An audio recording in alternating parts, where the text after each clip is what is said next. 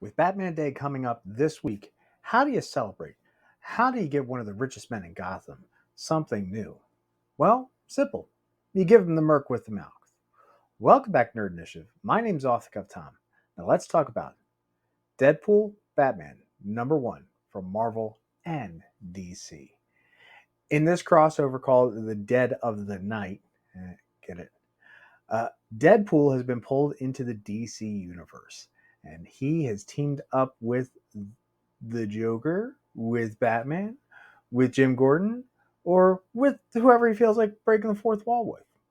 This is a fantastic story, written by Zeb Wells, pencils done by Greg Capullo, inks done by Tim Townsend, Alex Sinclair on colors, and VC's Clayton Cowles doing the letters. An amazing, amazing story. But wait, there is more. This is not just a single issue. This is an anthology. This oversized issue has so much more to offer with other great crossovers from across the DC and Marvel universes. That's right. We first start off with Captain America and Wonder Woman, written by Chip Zdarsky. You know, pencils and colors done by Terry Dodson, uh, ink done by Rachel Dodson, VC Joe Carmenenga, again doing the letters. Amazing. But wait, there's more. Then we get Kelly Thompson doing Jeff and Crypto. Like, you already know how much I love her doing Jeff, but then you get to add the best boy of Krypton. It's amazing. And then some guy named Kevin Smith. I don't know if you ever heard of him.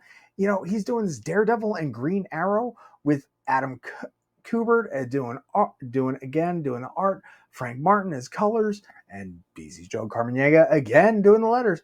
But wait, there's more. What happens when you give Rocket Raccoon a power ring?